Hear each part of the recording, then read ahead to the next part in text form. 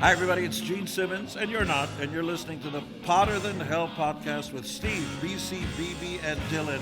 But you knew that, didn't you? Ladies and gentlemen, welcome to the Potter Than Hell podcast. This is your last stop on the crazy train of hard rock and heavy metal. So sit back, buckle in, and hang on. Here we go.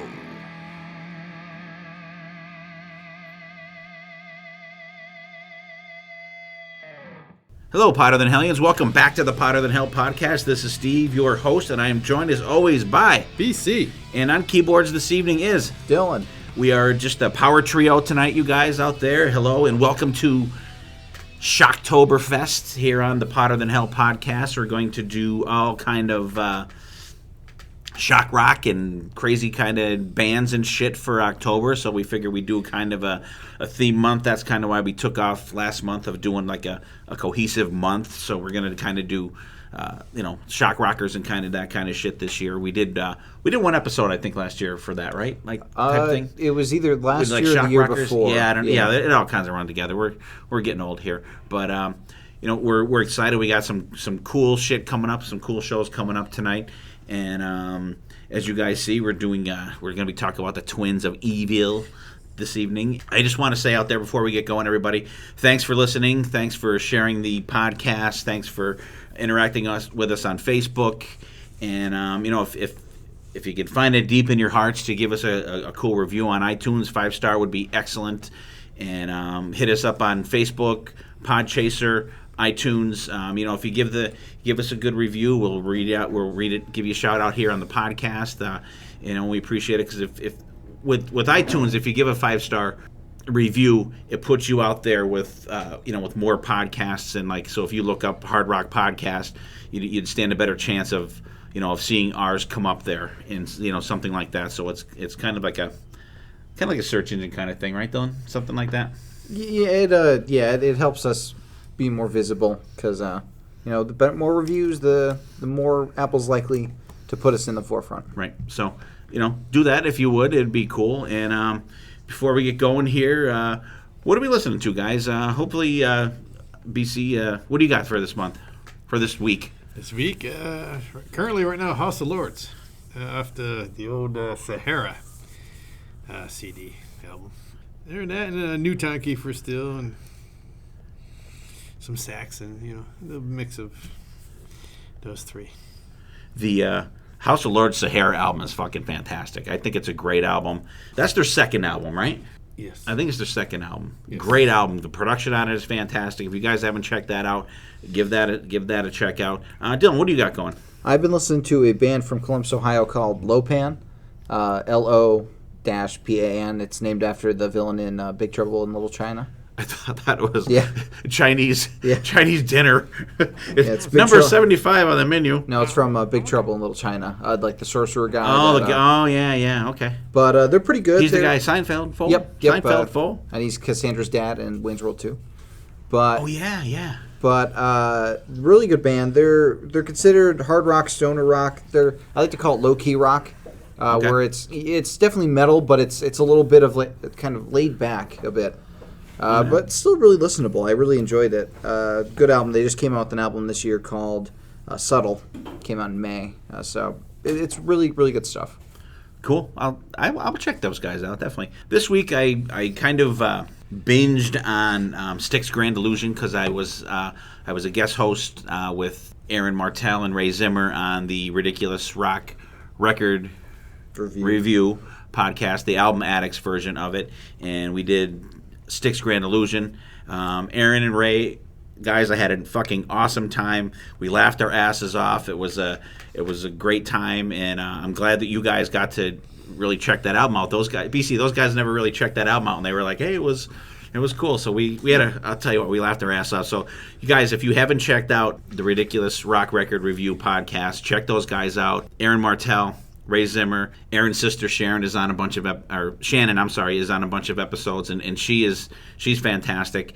And so check those guys out. It's a really cool. They do like one album a week, and they do they do a ton of different shit. They did like a Frank Zappa album, and like just like there's like some cool ones. And like I was almost going to listen to that Frank Zappa album, but it was like really weird. But it's cool to hear their takes on it. And Ray is a musician, so he knows like what chords they're playing and the progressions and stuff. And it's really interesting to hear from a non-musician's point of view, which is me. From someone like Ray that just like knows like what they're playing and like that's if it's common or not. It was very interesting to listen to, but we had a great time. And once again, guys, thank you for having me on. Hope we could do it again, and we will definitely get those guys on this podcast because it'll be a fucking blast. So that's Styx Grand Illusion, and I've been listening to some classic Van Halen, and I've been listening to the new Slash Living the Dream live album. Well, not the album. It's going to be a little rant time here. I'm so fucking pissed off. It came out last Friday. So with my Apple Music, I was able to stream it and listen to it. I pre-ordered this album, and if I knew that it was going to be such a fucking pain in the balls, I would have ordered it from Amazon and I would have it already. So now here we are on the 23rd of September. It came out 4 days ago. I still haven't fucking received it. I'm so pissed off because if I got it from Amazon, I would have it already. I mean, I can listen to it, but I ordered the vinyl and I ordered the CD, but I don't have them. I want them in my fucking hand. I'm so pissed off. Who did you order through? Through I think it's called Bandware. It's whatever thing their front, they have their band, and actually it's the same thing that we ordered the Pretty Made stuff from. Okay. And that I couldn't get on, so I did have to order the Pretty Made shit from Amazon. So I hope they get their fucking shit together because I'm so pissed off because I want my shit. I want my Slash, bitches. So what we're listening to this week after my little rant there, okay? Relax. Take it easy. Styx Grand Illusion for me, Slash Living the Dream. Only streaming, motherfuckers. Classic Van Halen, House of Lords, Sahara for BC, a little Tom Kiefer, a little Saxon thrown in there, and Dylan's listening to number 75 on the combination menu, Lopan, and the album is Subtle. So check them out, and if you're hungry, order a little Lopan to go with it. So, all right, so before we get into the show, we're going to take a little quick break, and we'll do some news.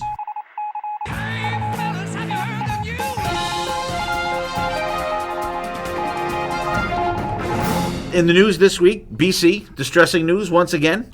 James Hetfield has checked himself into rehab during the latest leg of the Hardwired for Self-Destruct tour. I think they were somewhere in Europe, when this went down. Unfortunate, he's been clean, I guess, since they did the awesome Saint Anger album.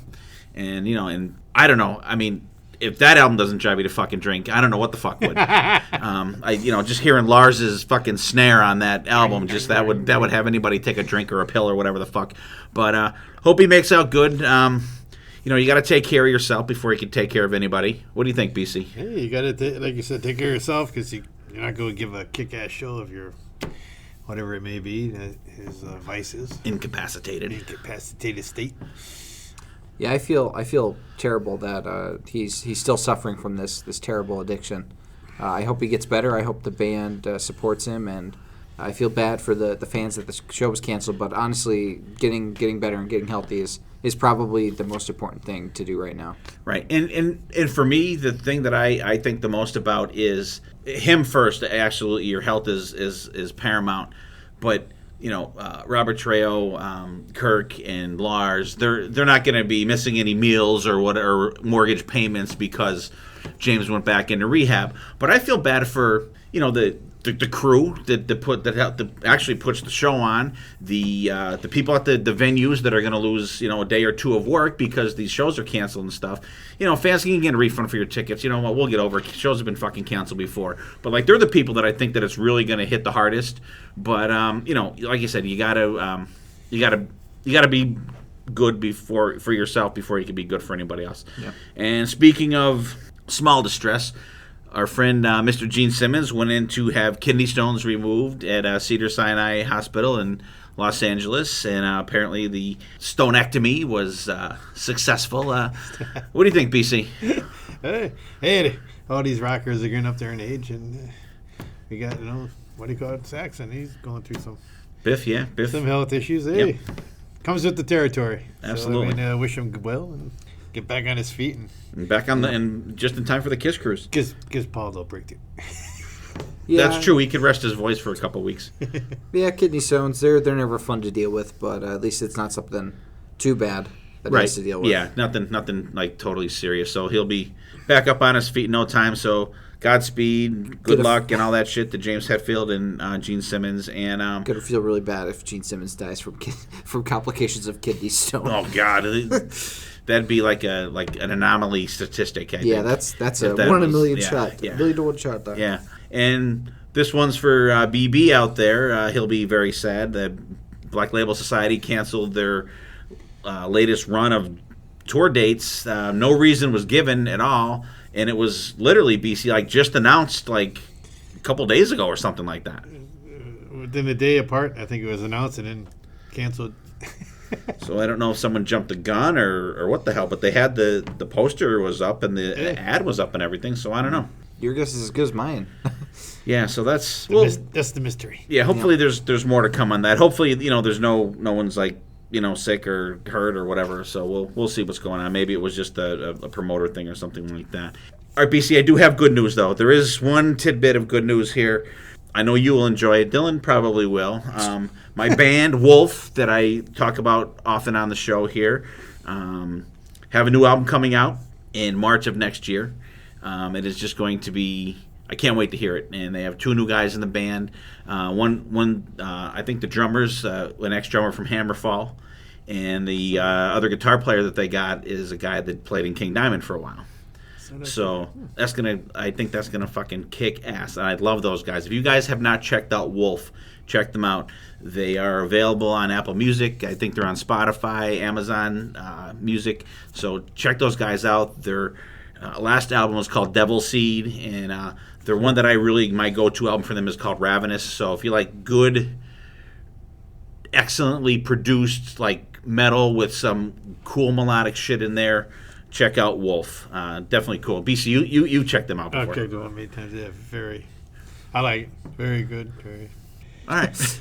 Yeah, you had a real big Wolf phase back in He did. 2009, 2010. What do you listen when to this Ravenous week, came Wolf? out. What do you listen to this week, Wolf? What do you listen Yeah. to this week? And it was at the podcast back then. It would just be constantly Wolf. still listening to Wolf. well for because the 14th week. I found out about them. They were, and actually it was after they had like 4 albums out when they were going to open up some shows in Europe for Megadeth, and I put on the Speed On video. They had it, like on Blabbermouth, they'll announce a band with opening up for someone, and I played that, and I was absolutely fucking blown away by it. So I had to, jump into that rabbit hole and pick up all the stuff that they had. So I have all the albums, and I was actually just able to pick up Devil Seed on vinyl, which was very fucking cool. And so that's it for the news. So good luck to James Hetfield and Gene Simmons and BLS. Get your shit together and look for the new Wolf album. So we'll get right back into the show. All right, we're back from the news. BC as enlightening as ever. Enlightening as always, and unfortunately, some sadder news. Not sad news, but not thrilling, happy news, but still news. And, You never know. you never know what tomorrow. I'm not going to say it, Dylan. yeah, don't. I'm not going to say it. Say it. Yeah, please don't. What do you think of the news, Dylan? It's interesting what we consider news and what we don't consider news. Yeah, and it's funny too because I was actually looking on Blabbermouth today, looking for kind of different things to talk about and stuff like that, and there was one thing on there that I don't know. This singer from this shitty fucking thrash band was like, "Here's the reasons why I like some fucking stupid album." Like I'm like. Like, who would even waste the time, like, typing that the fuck out? Like, come on, like, I don't know. You know what I mean? Like, I guess maybe if you're interested in that shitty thrash band. I couldn't even tell you who it was because they're so shitty, like, I never even fucking listened to them. It was someone's... Well, how do you know they're shitty if you've Because never listened to I them? could tell. I could tell. I could definitely tell. Tell by the name. I could tell. But like it is crazy. You're right, Dylan. It is weird what what is considered news out there. Maybe we should call it interests of the week or something like that, because it's not it's not like breaking news or anything like that. But it's like just it takes up fucking space on the show. What can I tell you? All right, this week we're going to be talking about the Twins of Evil. Marilyn Manson, Rob Zombie, that's what they went under when they toured together, which I didn't get to see. I don't think any of us got to see it. But we're going to talk about the 2 live albums put out by these guys. We're going to talk about the last tour on Earth put out by Marilyn Manson. We're going to talk about Zombie Live with from Rob Zombie. Just 2, I'll tell you what, very cool, diverse albums. And they all have a common denominator, which is John 5 on guitar. Or as BB would say, Johnny 5. What's your overall thoughts on these guys, Dylan? Which Marilyn Manson or Rob Zombie? Give us Marilyn Manson first, because we'll talk about Marilyn first, because he was out longer. So the thing with Manson, I like a lot of his music. He does a lot of shock for the sake of shock and controversial things for the sake of being controversial, which I think does have its place in music and in society as a whole. But I think he's gone on for too long with it. But I mean, he's mellowed out for sure nowadays. But it was like edgy 90s, you know? Everybody had to be like evocative and in your face and naked on stage, and everybody was trying to one-up each other. And it seemed like Manson was always the one that was on top of the giant pile and just looking down at people and being shocking. I mean, even on this album that we're going to be talking about, there's some stuff he says in it that some people might not find entertaining, or might be like, why are you talking about this? You're at a show. But I think it did have its place, but it's definitely of its time. I'll say for sure. All right. Yeah, I mean, I've never been a huge Manson fan, but he was definitely, like you said, he was leading the pack of, oh, you did that? Look what I'm doing, you know, and do some kind of crazy ass shit and show up with some girl. That's a girl he's dating, remember? Did he show up? They were like, she was like naked except for electrical tape or something. Anyways, he I was remember. He went out with Rose McGowan, who's the actress. He was out with Dita Von Tess. She's like the burlesque model dancer person. It was one of them. I was just laughing and going, yeah, he did things to the sake of. He was kind of like the male Madonna back in the 80s. She did things to shock people back then, just like. I like that. I do like that. The male Madonna. I like that, BC. I do. I think that's. But I mean, there some of his music I really like, and then there's other stuff that doesn't do nothing for me. Yeah, I was never like I'm like BC. I was never a big fan of it because it was something, and I'll tell you what turned me off to it. Remember when we used to go in the Gallery of Sound? They used to have a pedestal, and they would have like 4 CDs and headphones around, and you could preview these albums.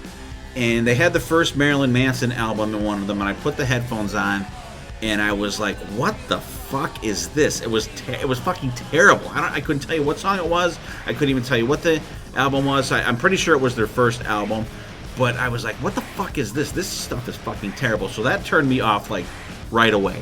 And I mean, I didn't give a shit about the looks or anything like that. But then like once he got a little more popular, he was more in the news, more in the mainstream, and then you'd see. I think he was going for like a lot of the KISS stuff. Like he had the protesters out front of the venues and everything like that.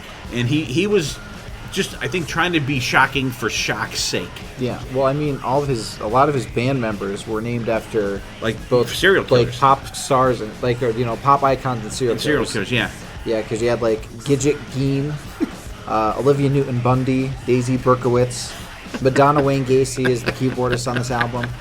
So he's clearly trying to evoke a reaction. Right, and he got it from a lot of people. He really did, and he obviously got one from us because we're talking about him on the show here. Yeah, I don't hate him though. In listening to this album, there's some good stuff on there, and I like the diversity in the guitar sound between, especially with John 5 being the common denominator.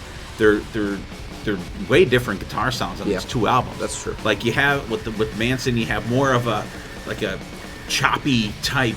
I don't know, like more of maybe a clean guitar sound, like because like the zombie stuff's really distorted. Dun, dun, dun, yeah. You know what I mean? You have more kind of I can only think of like choppy like chords and shit like that with Marilyn Manson, and but I don't hate this album because I remember when I picked it up and I was like, I'm going to check out some Manson. This was before streaming, And so I picked up this album actually, and I was like, wow, it wasn't what I expected, because I never owned a Marilyn Manson album before, and I've only heard like The Beautiful People, what's that other Dope one? Show, Sweet Dreams, Dope Show. I think I've heard, and but they never really, I knew of them because remember Harpo, they used to come out for their second set. Their intro song would be The Beautiful People, and it was fucking blasting. So that was always cool. And you get the, I fucking love that part of it. And so like that was really only my exposure to Manson. So then I picked this album up, and so like I said, it was before the days of streaming, so it wasn't like, okay, I'll listen to 30 seconds of this song. If I don't like it, I'm going to move on. So like I gave it a chance. I listened to the whole thing, and when we go through it here, I'll give you my thoughts on the songs though. But this album came out November 12th, 1999. It was produced by Marilyn Manson. It's 69 minutes long.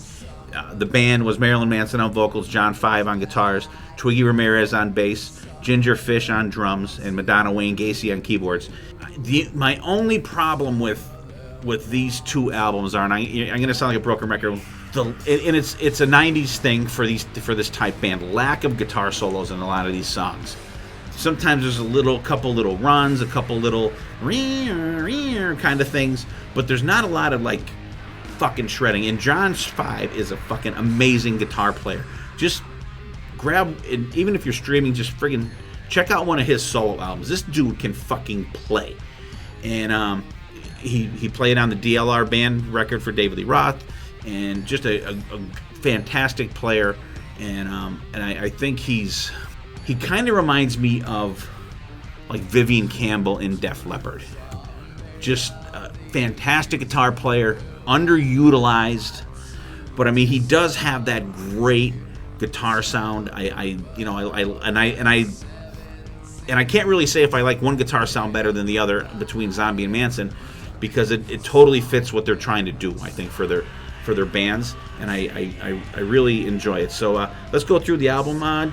Dylan. So the thing that struck me about this album over Zombie is this album sounded a lot more studio than Zombie's did. Like I could tell that Zombie's album, the vocals they sounded live. They sounded like he was recording them in front of a crowd. Manson sounded really clean. It was cleaner than I thought it was going to be, because I thought he would have just been unintelligible the entire show. I was understanding him a shit ton on this album. I was really impressed by how you could pick out most of the instruments pretty individually, like the bass especially on the first full track, the Reflecting God. I'm like, holy shit, you'd never hear bass on a live album. That like you never hear bass, and I was really impressed by that. Like you said, yeah, it's the one thing that I had a problem with some of these songs were that they dragged on a little bit too much. There were some songs that had little snippets of on the Wikipedia page it says spoken diatribes. Some of them work, some of them don't.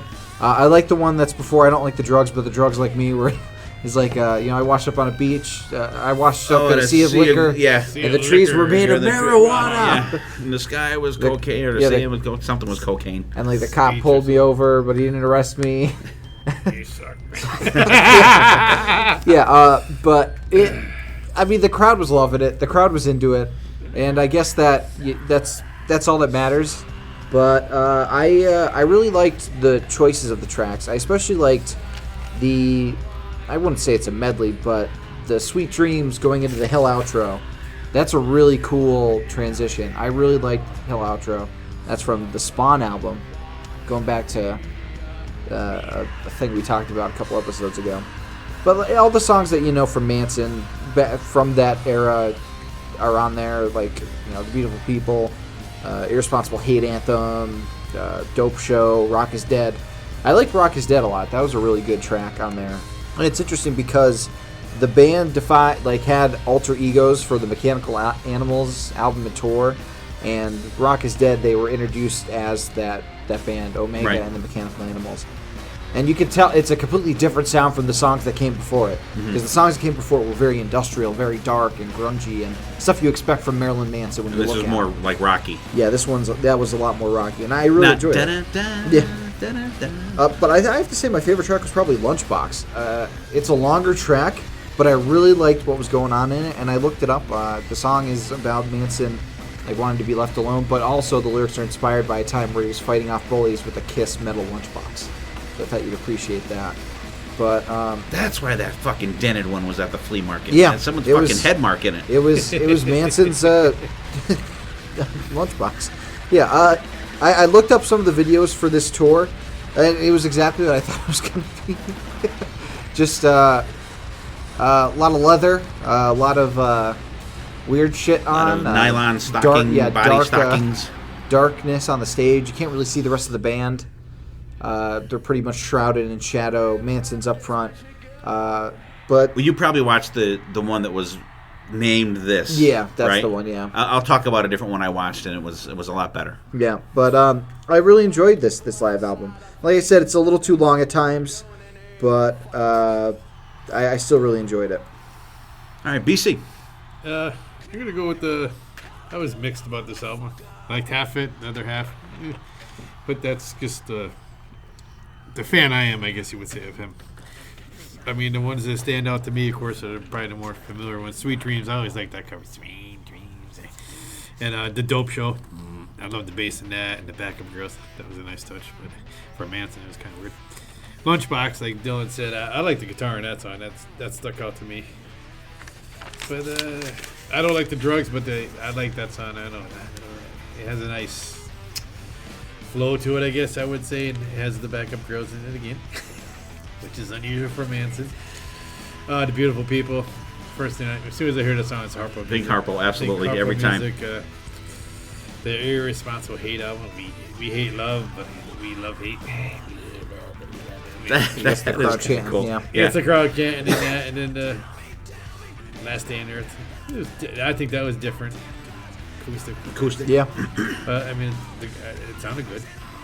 The last one, but overall, I mean, I'm 50-50 over this album. Yeah. Like half in, the other half. Like you said, between both albums, I'm leaning more towards Zombie. Zombie's more rock. Yeah. And Dylan talked about watching that video. I'm sorry, were you done, BC? Yeah. Okay. Dylan talked about that video. It's so dark. I watched the video today, and it was a festival show from Australia, and it's like way more lighted, and you can see the band.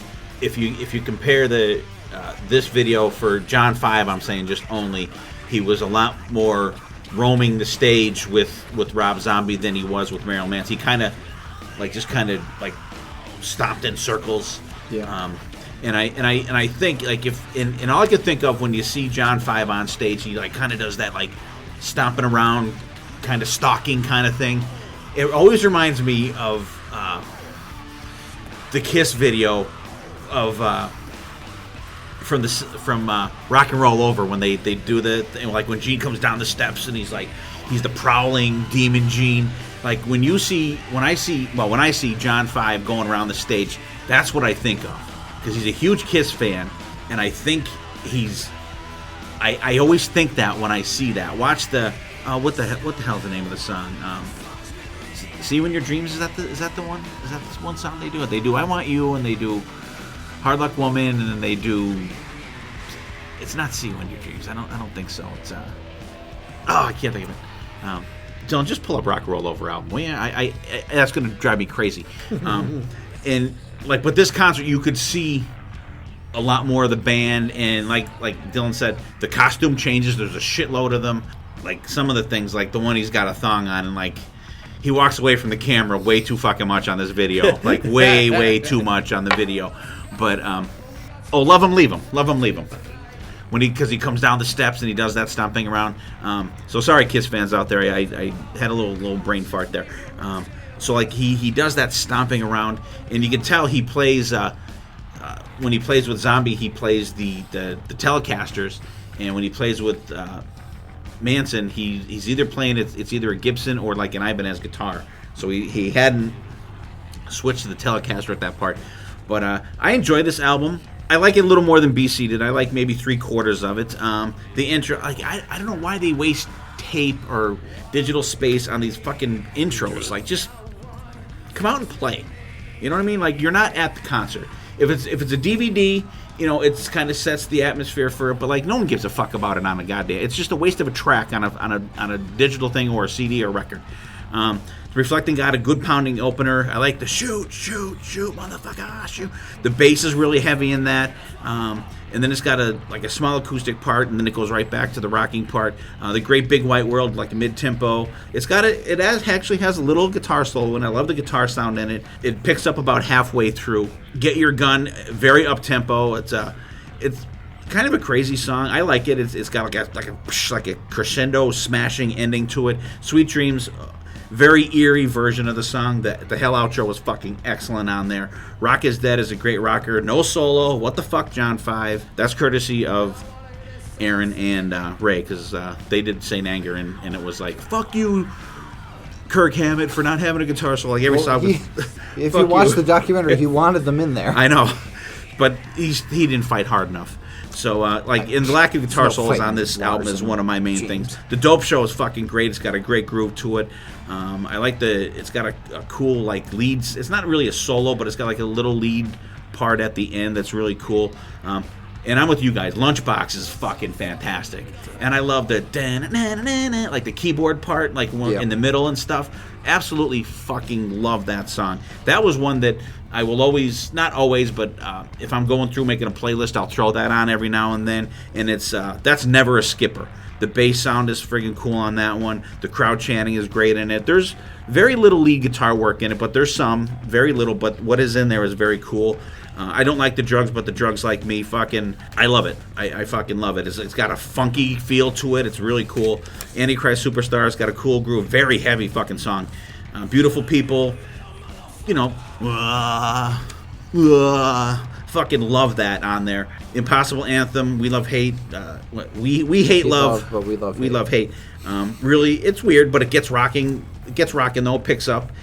Last Day on Earth, and I think you're right, BC. I think it's. And you know I'm not a huge acoustic guy, but I think it's pretty cool. It's a decent song. I don't know about ending the album with it, because I don't know if they. I didn't watch that whole concert, so I don't know if that is their ending song. I'll have to maybe look up one of their set lists or something like that. But and this album is not one concert. It's filmed from 3 different tours: the Mechanical Animals tour, the Beautiful Monsters tour, and the Rock is Dead tour. So you got to mix, because like he mentions a couple different towns in some of the songs. Like he says, the drugs are made here in Cleveland, and then he talks about Grand Rapids, Michigan, and Cedar Rapids, Iowa. So it's recorded a bunch of different places, but it's produced well. It sounds like a whole concert album. Yeah. You don't get that pause in between. It's produced really well, I think, in that respect. But overall, I think it's cool. I don't hate it. Like there's a couple songs on here I'd absolutely throw on a playlist, and so it's pretty cool. Yeah, I liked it. Oh, I thought you were going to say something. No, okay. All right, so we're probably going to have kind of a short episode, because we're only doing 2 albums on this one. So we'll take a quick break. And today we're going to play, since I was kind of binging on these guys, Project Gemini. I was checking those guys out. And, I didn't even mention those guys. I was binging on, actually, what we're listening to. I'll go back to that real quick. Right before we came down, I had a little bit of time in between work and recording tonight. Threw on Project Gemini, listened to An Ordinary Day and A Brand New Day. I got about 3/4 of the way through Brand New Day before we had to come down here. And I hadn't listened to these in a while. We had Mark on the show a couple weeks ago. And I think these albums are fucking fantastic. They're produced great. There's so many different elements in there. And they're albums, too, that, like, every time you listen to them, you pick up something different from them. Because there was one, and I forget what song it was, it ended, and there was just like this keyboard thing. I was like, I never fucking heard that before. and like we reviewed the album on the podcast, and I never heard that part before. And there was a couple different ones too. And like, so it's always cool when you have an album like that, and you can pick up different shit every time you do. So because of that, for a break song, we are going to play a little Project Gemini here today. And the song we're going to play is from Ordinary Day, and it's Fate Unknown. Fucking kick-ass song. Enjoy it. Project Gemini. Check it out on Bandcamp. And check out Project Gemini on Facebook.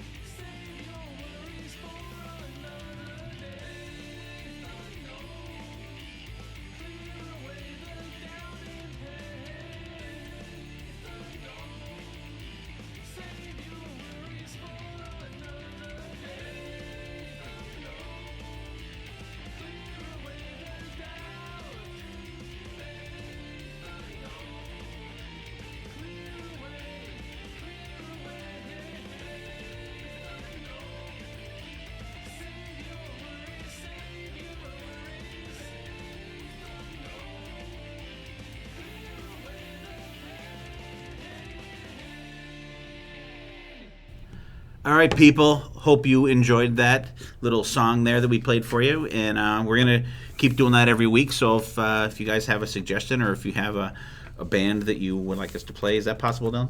Yeah. You could send it to potterthanhellpodcast@gmail.com, or you can.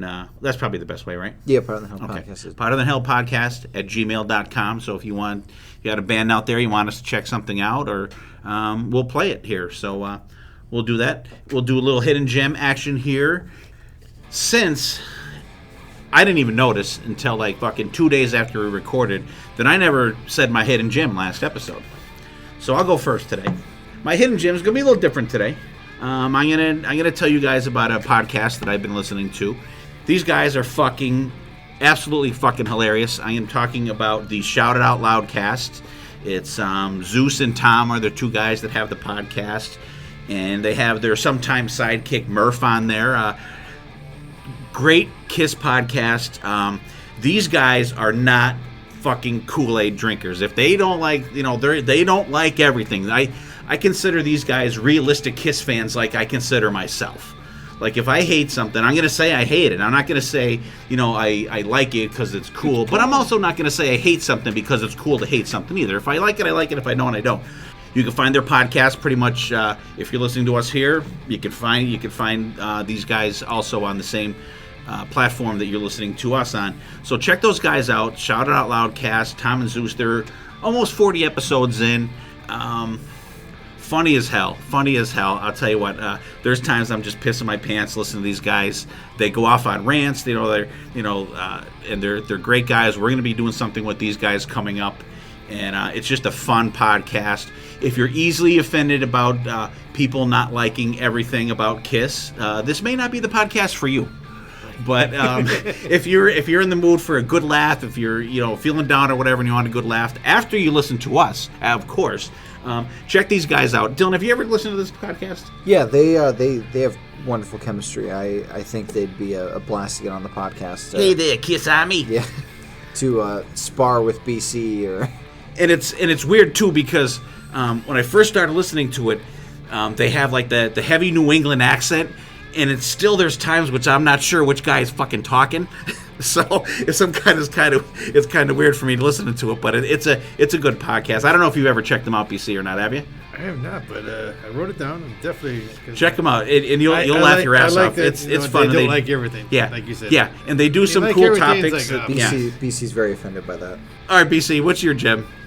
Since we're doing Shock Thing and Halloween type October fallish, I had to go with the typo negative. October Rust. It's off of the bonus. I never heard this one before. I heard the song before done by them, but not this. This is the Satanic Perspective version. The whole album's different? No. Just this cover song. Oh, it's just a cover of Black Sabbath. Like is it the one that's on the tribute album? No. Oh, it's a different one. Really? This is the what it got. From what I get, the Satanic Perspective. Oh. It's on October Rust bonus. I was like, you put it on and it's like, okay. It's very typo. So it's not for everybody. Is it more typo than the one that's on that tribute album? Because like they do Black Sabbath on that. It's like. No. This is. I'm definitely interested to check that the fuck out. But you can't do it until like 3 a.m. Turn every light off in the house. But it's off October Rust, so you can't listen to it in September, though, right? No, you gotta wait till October. All right, so it's October now, so we'll listen to it. So then turn every light off in the house, and it's gotta be totally like 3 a.m. Cool. So freak yourself. You light your black candles? I was like, that's different. That's cool. I'll have to check it out. I thought that would fit this. Very cool. Yeah, it's a perfect song to have as your first Awesome. October hidden gem. A lot of people won't like it because BC's Shocktober it's very gem. It's very typo. No. It's very typo. Forgive BC. He knows not what he does. All right, Dylan, what do you got? Okay, since we're talking about John 5, I decided to talk about another John. Johnny. John Schaefer from Iced Earth and Demons and Wizards. He last year reunited with the original lineup of Iced Earth, which when they were called Purgatory, for an EP called John Schaefer's Purgatory, and the EP is just called Purgatory. It's I believe 5 songs, and I think each song is kind of based off of a horror thing. Like In Your Dreams is off of Nightmare on Elm Street.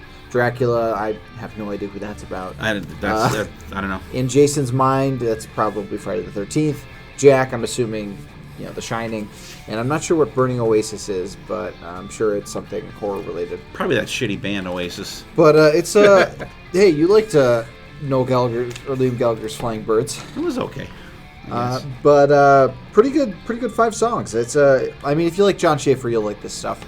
It's pretty I'll have to check it on out, brand for him.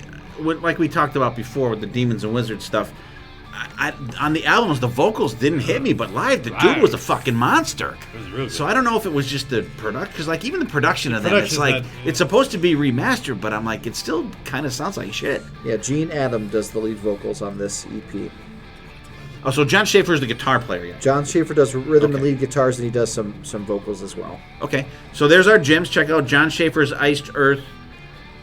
So it's Purgatory. It's John Schaefer's Purgatory is what John it's called. Schaefer's Purgatory. So it's really the first version of Iced Earth. Yeah, it's like Right. the original lineup. Okay, Yeah. and it's called Purgatory. So I'm interested to check that out. I want to hear the vocals on that, definitely. Turn off all your lights, get naked, light your black candles, and listen to Typo Negative, the October Rust version of Black Sabbath. Is that what it's called? No? Yes. Okay. What was it? The Satanic Perspective? All right, and after you have nightmares from BCs and you want a good laugh, zip on the Shout It Out Loud cast and listen to Tom and Zeus and sometimes Murph on there. And you can stay naked. That's up to you. That's totally up to you. Absolutely. So there's our gems. Check them out. Hope you guys like them. And I bet you no one even noticed that I fucking didn't do a gem last week. Because I didn't even notice. There was a lot going on last week. So. There was. That was a fun episode last week. That was a good parts. time. That was a good one. All right, so let's talk about Rob Zombie Live. This album came out 2007. 2007. I got it right in front of me here. It'll bite me if I get any closer to it. October 23rd, 2007, which is cool because we're in October. Yep. So Perfect. I'll go first on this one. This one I enjoy way more than the Marilyn Manson one. However, it gets a little monotonous though, because a lot of the songs are the same. But they're fucking rocking though. You're just jamming the fuck out. So it's pretty much like one big palm muted fucking rock fest. This whole album. Another musical intro. Sawdust in the Blood. Like, we don't need that shit on fucking albums. I hate it. It drives me crazy. American Witch, great start. It's got a great, good John 5 stomping song on there. You can picture him prowling the stage doing that. Fuck you, John 5. No solo in this one. The background vocals are really cool. Demon Speeding, grinding rocker. No solo again, bitch. The guitar sound is really good, and the guitar sound throughout this whole album is really, really good. Living Dead Girl, the classic zombie song. Everybody knows that one. It's good groovy rocker. Guess what on this song, BC? No solo. God damn it. I'd rather Han Solo than no solo. The fuck? I'm sorry. Is the name of this group John 5? John 5 and the no solos. I'm getting to that. The band is chugging. The band is fucking great. The band is Rob Zombie on vocals, John 5 on guitar, Piggy D on bass, and who's on drums, Dylan? Tommy Clufitos. There you go. I think they should pipe that in for every show that he plays. Just have Ozzy's big head come up on the fucking screen. Tommy Clufitos. That was funny because we all just kind of looked at each other, just like fucking burst out fucking laughing. That's fucking awesome. Tommy Clufitos is how I think he prefers to have it pronounced. Fucking monster fucking drummer. I mean, this band is just a chugging machine. Rob Zombie, and I like the way he sings. You get the like, you know what I mean? Like, you could, if these songs came up on like Rock Band, you could just do you could just do that. You don't even have to fucking sing the words, and you would score 100. Like I did with the Beastie Boys. Like I had no idea. I did Sabotage. I had no idea what the words. I said, and I fucking scored 100 on the motherfucker. Straight this water, Jake. But I like the songs though, and they have a really good feel to them. Dead Girl Superstar, Kick-Ass Rocker, More Human Than Human. I love the slide guitar on sound on More Human Than Human. Fucking absolutely love that. House of a Thousand Corpses, really creepy. That song's got an Alice Cooper feel to it. Yeah, I think that would be a song like that Alice Cooper could come out and do with Rob Zombie. That would be fucking cool. Like maybe do it like a Ebony and Ivory type duo there together, Zombie and Alice Cooper. Although they have played together though before. Yeah, that's how we saw them. Yeah. Well, I mean, together like collaborated. Yeah, he did a Feed My Frankenstein with them. Let It All Bleed Out is one of my favorite songs on here. Fucking excellent. Fast-paced rocker. Yes, BC. There is a guitar solo in this fucking song. Love it. The keyboard are very prominent at the end. I skipped the song. Dead Girl Superstar. Kick-ass rocker. Fucking love it. Finally, a fucking amazing solo in that fucking song. Creature of the Real, slow grinding. It's okay. It's got a weird kind of solo in that song. Demonoid Phenomenon. And like it's weird because like Demonoid, like a monster, but it's got like a monster fucking riff in this song. Heavy. The gang vocals are cool. There's a really, really short solo in it, but like what little bit is there, it's fucking just kick ass. And even like the solos that he does have, I think they're like way short. They should be a couple bars longer. I think it would be fucking great.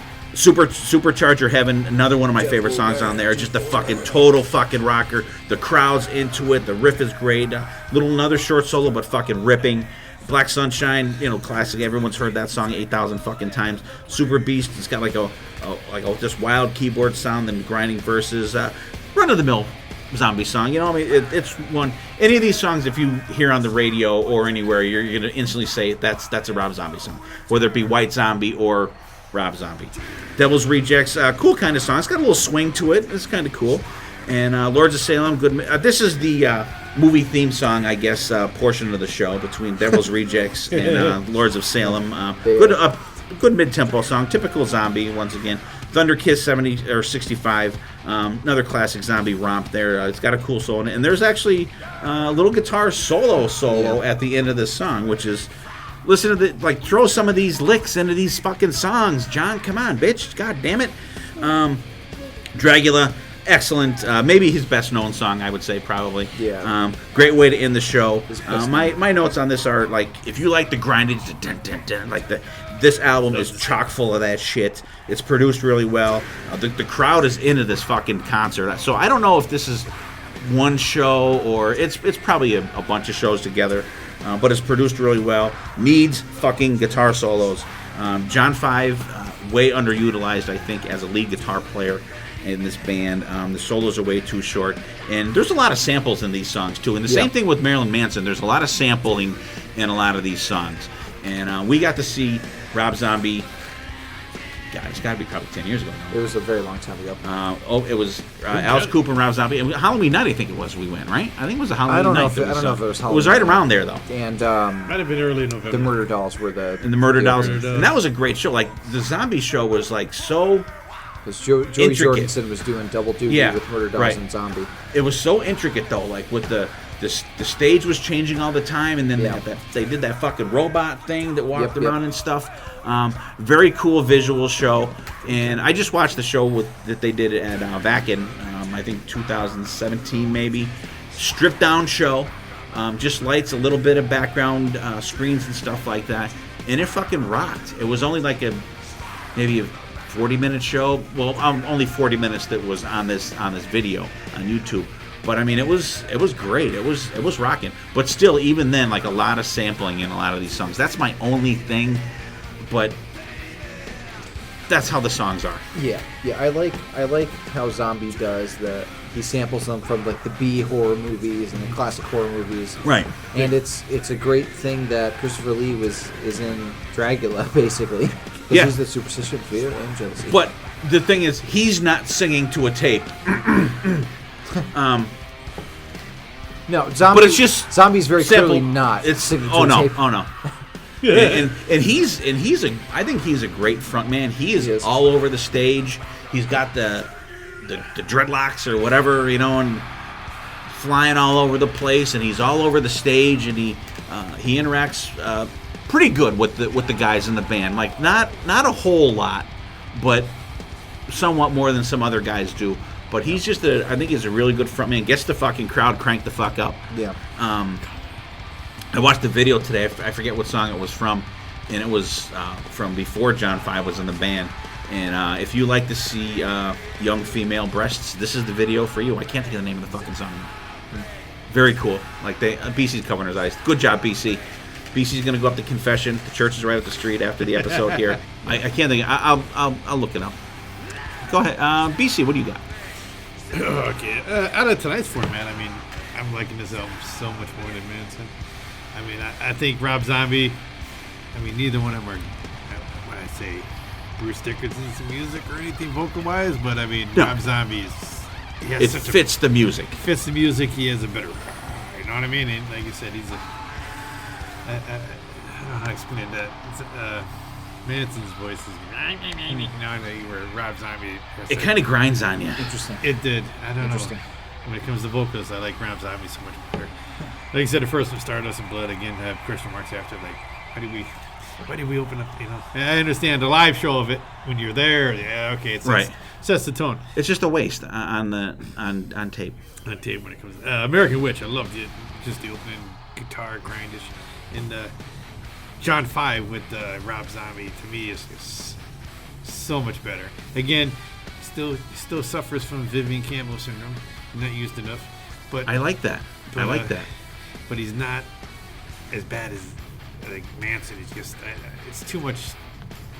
There's too much other shit going on in Manson music compared, where this is more grindish. You hear the guitar, even though like a lot of it might, like you said, kind of sounds a lot alike, but it's good. I don't care how much, like you said, you walk in a bar and they're playing, you're like, you're like fucking zombie baby. Like you don't get sick of it, even though it's the same type and riffs a lot. You don't get sick of hearing it though. And Demon Speed, and love the heavy guitar and that Living Dead Girl. I think they played it almost. You hear it a lot. That's what I have down right. But any band that is worth their salt to have that overplayed song. Yeah. More human than human. Of course. Love that. Dead Girl Superstar. I love the riff in that. House of 1,000 Corpses. I've down in the very beginning. This has that country feel. I don't know why. Which song? House of 1,000 Corpses. Yeah. It's a little. You could almost like you wouldn't. No. You wouldn't be like surprised if you didn't hear like a banjo in there. So it's like I get that country feel, but I like that. Let it bleed out. Again, guitar riff and grind it. One of the best songs on it, in my opinion. Creature of the Wheel, grindage, I guess I have it after it. John 5, and the zombie. I mean, Demon Paranoia, the heaviness of the guitar, and like you said, the soul was very short, but to me, it's just different. It's not like a typical soul. It's just has a difference to it. Supercharged. I like it, just the backing vocals, the upbeat drive to it, it's a very pump you up, like you said, and get the crowds all going into it and shit.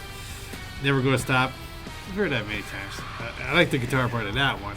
Black Sunshine, this is one of my favorites he does, just the way it starts off with the dum. Good video.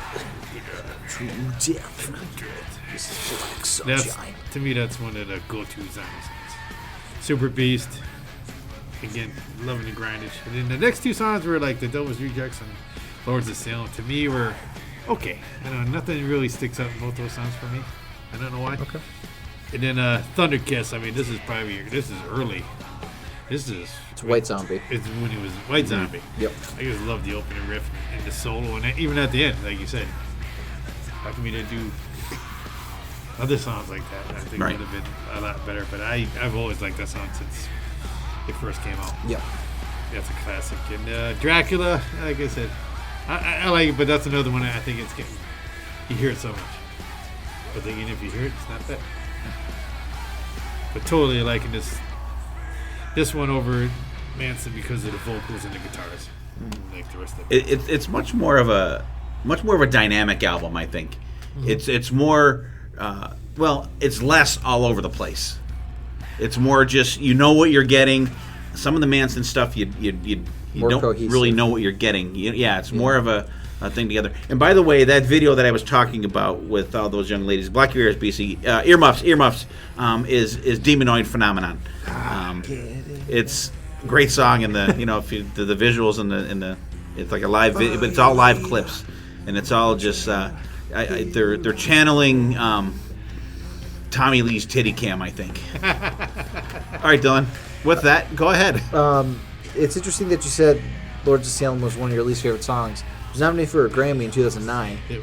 And it lost to, it was nominated with Disturbed, Inside the Fire, your favorite band. I fucking hate them. Judas Priest, Visions, which I believe was from Nostradamus. Motley Crue, Saints of Los Angeles. And the winner, the Mars Volta, Wax Simulacra. The Mars Volta is a weird fucking band, and they're awesome. The Mars Volta. With the I never heard of them. The Mars Volta, they're fantastic. Really? You guys would not like them at all, though. They're weird. fantastic. They're weird. You guys would not like fucking them hate at all. The wonderful guitar work of Omar Rodriguez Lopez. These guys so are good. phenomenal. All right, out of all those, not counting the whatever the fuck that was, like who would you pick for the Saints of Los Grammy out of Angeles. those? Out of all those songs? Yeah. Probably Crew. Yes, I would Los pick Crew Angeles. also. Yeah. I would too. What's the name of that band? The Mars Volta. The Mars? The Like in Mars Mick Mars? Volta. Yeah, like plural of Mars, like the planet Volta. That shows you. What year was that? 2009. That shows you how fucking clueless the fucking Grammys are. No, listen, the Mars Volta did some really interesting stuff. And, like, it's a lot different than anything else you'd listen to. So I can absolutely see them giving it to them for that year. They're good. They're good. They probably just, like, picked the weirdest name. I love that, though. These guys are great. You guys are totally Yeah, you guys, You guys are totally they're not your guy. They're like not our cup super of tea. progressive rock. It's weird time changes, like weird time signatures the entire time, and weird vocals. You gotta tone that shit down sometimes. You gotta. They had a not huge get too following. fucking crazy. They have a huge following. I'm sure they. But back to Zombie. I honestly, God, I've never fucking heard of them before. No, I know. Back to Zombie. So Manson was all about shock for shock's sake. Zombie is more of a B movie artist. He's like the kind of guy that loves all the exploitation films and the cheesy, schlocky, old school horror movies. I think at one point he called his music like grindhouse rock, where it's very much like he always uses the samples of the older movies, and he's trying to evoke that feeling. And I mean, one of his music videos, I think it's Living Dead Girl, he is kind of homaging the Cabinet of Dr. Caligari from back in the 1900s, the old German expressionist horror movie. So he's very much like an old school horror fan, and everything he does very much feels like that. And like Werewolf Women of the SS, you know, like stuff like that. Like it's really cool. His show is a lot B-movie-ish. Was a werewolf It's- Nosferatu pussy or It's something like that. Yeah, but I really like Zombie's aesthetic. It's really cool. His movies, I'm not a giant fan of his directing style, but we're talking about his music right now, so I won't get into that. But honestly, this is a really great album, front to back. I knew a lot more of the songs. But the thing that I was thinking about, because you said that you liked Zombie's vocals better, I think Manson's a better vocalist. Really? But Zombie's vocals go very well with his music. Maybe that's it. I think Manson is more technically proficient. Like, he could do the soft vocals really well, and he could also go really harsh. Whereas Zombie just kind of has the one speed. It's like, you know, it just kind of has that one. Growlish. Yeah, but it works. It works for the music perfectly. So it's. Well, I think that Manson has more. His songs lend more to a wider range of vocals. That's true. That's true. Than Zombie does. You know what I mean? Like, because there's more different stuff in Manson's music than there is in Zombie's music. Yeah. You know what I mean? Because even the stuff that's not as up tempo for Rob Zombie, he's still singing. Yeah, he still has that same that way quality. But like, there's parts in Manson's songs where he's like, and then there's like, you know what I mean? Yeah. There is a difference there. I mean, I don't think either one of them are great. No, they're not. I wouldn't put them on but American Idol or anything. they're very good for what they do. They work perfectly for what their their music is. And it's interesting because this album came out later than the Manson album, but I think the instruments are more pronounced on Manson's than here. They blend together here, whereas you could tell them apart pretty well in Manson. I think it works blending them together. Like I said, all the stuff, though it might sound like it's a step down from Manson's, it works really well for the album. But plus, you have the added keyboard player also too. Yeah. For the Manson stuff, that adds a little more dimension to it also. Yeah. Yeah. And like we said before, they both sample. Yeah. Quite a lot. I think the samples need to be a little louder on this album. Like, it's kind of in the back a bit.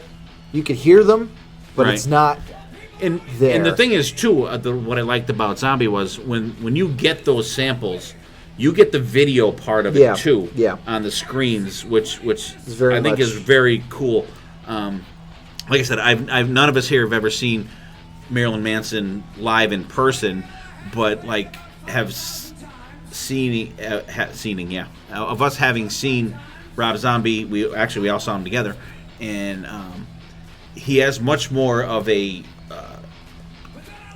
bright show than Manson's like way darker than Zombie, and it shows like in the live setting. Because not only does Zombie take the dark elements of the horror, but he also takes the goofy elements, and the fun stuff, and the fun parts. Yeah, so he's women, got like the fun, sexploitation movies that you would pay like $1 to see on Times Square back in the 80s before it was Disney-fied.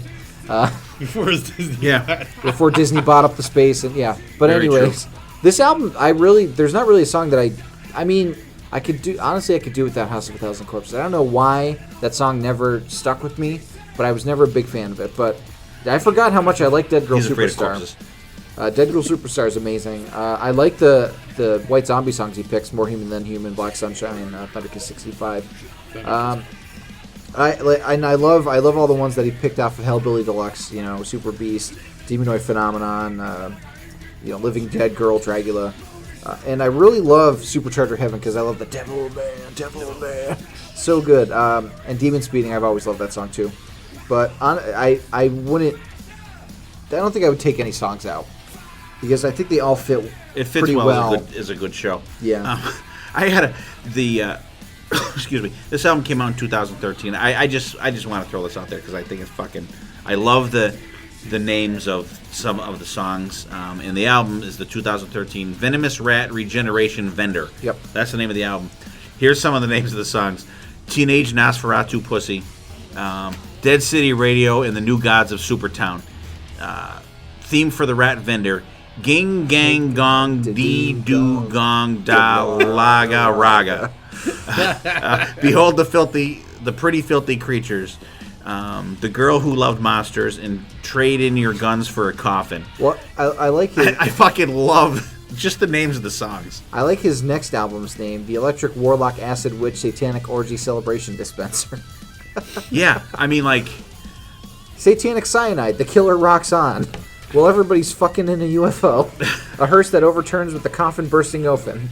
The hideous exhibitions of a dedicated gore whore. but like, look at this album though. Yeah, it's 31 minutes long. Yep.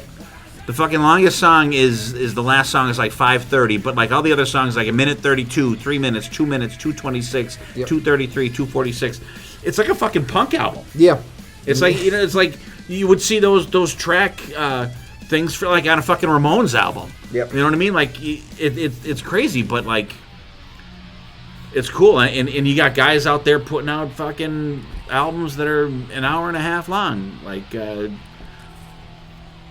what the fuck did we just do? It was like fucking Van Halen 3. Fucking like almost like an hour and 15 minutes or something. It was like, what the fuck? Well, and I think it's interesting going back to the John 5 comparison. So John 5 wasn't really in Manson for a ton of time. No. But with John 5 and Rob Zombie, he was a true collaborator. Like, he and Zombie wrote all the music. Right. Like, from the albums that he started on. So I could see why we all think that the guitar is more pronounced for Zombie and John 5 because he has more investment more in of a hand. yeah. So I always thought that was interesting that he and Zombie had such a close musical writing relationship because I like all the songs that they came out with John 5 for the most part. Yeah, and they're satanic-y, I will say, some of the shit, but it's fun. It's like it's not like, like Zombies is clearly tongue in cheek. Yeah. Manson is taking himself a bit seriously. Yeah, at times. Sometimes, but that's satirical all. It's entertainment. It's for entertainment purposes. I mean, it is like you said. He's just in shock for the shock value alone. The Madonna of rock. The Madonna. What'd you say? The Madonna of hard rock. The Madonna. The male Madonna. The male Madonna. He's the male Madonna. I like that. I fucking like that. Like Madonna was back in the '80s. She was pushing the envelope and kissing women and shit. Now it's nothing. But back then, that was still fun though. She wasn't kissing women in the '80s. That was like in the 2000s. I'm sure she was. No, maybe not back early, but when. But it was like Papa Don't Preach and that stuff. Like that was like she was always doing something that was risque for that time. The shit that she was putting out. Absolutely. And he was doing the stuff just to boom. And yes, Potter Than Hellions, we are talking about Madonna on the Potter Than Hell podcast. So I think Manson was inspired by Kiss, Once Madonna, again, Dylan Reels is back. Arthur Brown, because at one point I hear in one of the songs he samples Fire from The Crazy World of Arthur Brown. The fire, burn you to burn. And I just remember that right now. But he's absolutely inspired by artists before him. Whereas I think Zombie is kind of his own thing, but inspired by movies instead of the music. Right. So I think that's cool that one person's inspired by the music of the past, while the other is inspired by the movies of the past. It is cool, and I like those like B movies and shit like that. The Hammer films and shit like that. Double features, cool that stuff. They would have. It's interesting, and a lot of it's you can call it cheesy or whatever, but like they have their own. Just a sense of fun to it, you know what I mean? It's not taken too seriously, and I think that's entertainment. Right, and I think that's a big problem that's out there. Like everybody takes everything so fucking seriously. Just like relax, have a good time, enjoy the music for what it is. It's not life or death. It's meant to be fun. It's meant to be enjoyed. Just check it out, enjoy it, bang your fucking head, buy a guitar. Buy a distortion pedal and just palm mute all day. It's fun. I do that, and I suck. I can play like maybe 3 chords, but that's a fucking cool fucking thing to do when you plug in that guitar. And it's like I will say that it's fucking great. The beginning riff of Thunder Kiss 65 is very easy to play, and it's fun to play because it's cool. It is, and like a lot of times the simplest things are the coolest things. I mean, like that grates on your fucking nerves after a while. But you get a guy just like this, fucking cool. It's fun. After 2.5 hours. Yeah, it's great. So, guys out there, hope you enjoyed them. Go out and check those out. Let us know what you guys think about them. If if you think we're crazy or whatever, let us know. Check those out. We will have these songs on our Spotify playlist and probably a couple other things on there. So check it out, definitely. Final words around the table. BC, what do you got for us? I like this. It gave me time to really get into some Manson, which I really, other than what you heard, say on radio or whatever, or when you're out. So, would I check into more Manson? Maybe. But very, very picky when it comes to him. But Rob Zombie, like you said. Do it. Rob Zombie. But took a while. I'm much more into Zombie's total feel than Manson. Yeah. But it was fun. Yeah, I'm not as up on Manson as I am Zombie. I do enjoy Marilyn Manson, his music. There's a couple of albums that I really like from him, but he's somebody that I need to go a little deeper on. Zombie, I've always been a fan of. I remember listening to Hellbilly Deluxe and being just blown away by how cool it was that he was marrying these horror movie elements with the music in such a really cool way. And I remember buying Hellbilly Deluxe 2, and it was one of the first albums I listened to that had a full drum solo in the middle of one of the songs. And I was like, this wasn't needed at all. but I didn't hold it against them. Absorbent. And in the deluxe edition of Hellbilly Deluxe 2, they get rid of that solo. So So you get less with the deluxe version, BC. No, there's more songs and everything, but that song, though, they you have get a less. version of the song without the solo. See, that's why they should have put that drum solo in Strange Ways for Peter Criss on Hotter Yeah, Than Hell. there you go. But I really enjoyed both of them, and I think it's cool that John 5 was the bridge between those two, because he's a guitarist that we should be talking about more. He should be out there more, because he has had such a cool career. He's been with so many artists that you wouldn't think would have the same guitarist through them, but they do. And hopefully we could do a Nine Inch Nails episode in terms of shock rock of the 90s at some point. Probably not. I'm sure I'll be shot down on that. But yeah. BC's loading the gun right now. Just listen to the Downward Spiral. It's a good album. I could only name one Nine Inch Nails song. What song? I can't name it right this second. Head Like a Hole? Yeah, that one. No, you know Hurt. Hurt, yeah. You know That's a cover. Closer. Oh yeah, that's the one. That's Yeah, one thing. Closer. With the I always think of the guy spinning, Yeah. spinning in the thing. I wanna fuck you like an animal. Is that what that's called? Yeah, it's Closer. See, if it's got bad language in like that, BC, I can't be listening to that kind of stuff. We used to be somewhere. There's a church a block away. We can't be Trent talking like Reznor's that. now big on like all the soundtracks. He's doing the soundtracks for like everybody's movies. That's true too. That's true. All right, guys. Thanks for tuning in. Thanks for listening, sharing. Like we said before, if you give us a review, it'd be cool. We'll read it on the air. If you guys have something you want us to check out, I hope you guys are enjoying the new little segment there where we play a song from an artist. And we're going to try and keep the artists, for the most part, under the radar. Once in a while, we'll throw like a rocker in there that everybody knows. But we want you guys to kind of check out some of the stuff from guests that we've had on the podcast and stuff that we think that is pretty cool that is not really well known. And it was cool talking about these guys tonight because I knew I had the Manson. I knew I had the zombie one, definitely. I knew I had the Manson one. And so it took me a little bit looking because my CDs at my house are just like fucking all over the place. So I was able to find them. And I just remember, going back and listening to this, and I'm like, oh, man, fucking Lunchbox, that fucking kills it. And going back and listening to it, and I really enjoyed delving back into these guys. And it was cool. It was cool. And I did bang my head a lot more to Rob Zombie than I did Marilyn Manson. But not taking anything away from the Manson stuff. There's some rockin' shit there. And if you're like, oh, Marilyn Manson, blah, blah, blah, and you've never really checked them out, listen to some of these songs on this album. There's a lot more good stuff on there than you would think. And this is kind of like a good overview, I think, of Marilyn Manson. Up to that time, it came out in 99, I think, or something like that. Yeah, 99 was when this album came out. And he's had a bunch of stuff out since then. So and I can't really speak to that how the newer stuff is. I would say that his newer stuff is a lot more traditional, harder rock type. Okay, it's more listenable if you're not into the crazy weird shit that he came out with. All right. So I mean, there's another challenge out there. Listen to maybe we'll do a new Manson thing or something coming up down the road.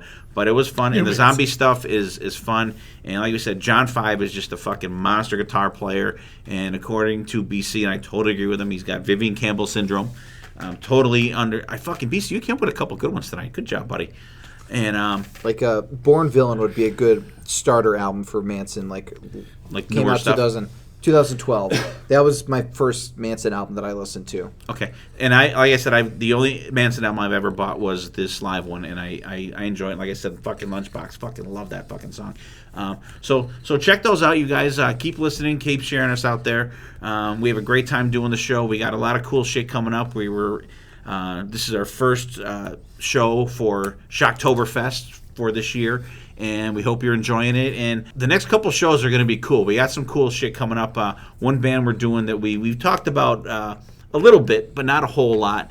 And we're going to be doing a new kind of series coming up with them too.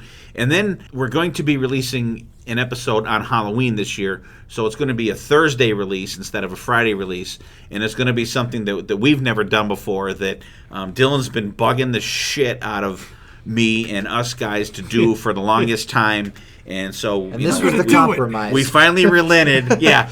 We're going to do it. It was going to be in a different kind of form, but we compromised on this. And it's going to be fun because BC and I kind of delved into it a little bit a week or so ago. Look, it's raining. Oh my God, not a rain. What? Rain? Fucking unbelievable. Every time. Set your weather by us. BC, like I said, BC and I checked out a version of what we're going to do, and it was like totally, not totally different, but like it's going to be fun. It's going to be fun. So thank you guys for tuning in. Check out our Spotify playlist. Keep sharing us. Keep talking about us. Tell your friends about us. We're saying hello to all our listeners out there. It's just amazing the support we get from you guys and the downloads we're getting and stuff like that is kick-ass. And take care of yourselves. Take care of each other. We will see you next time. There definitely will be a next time.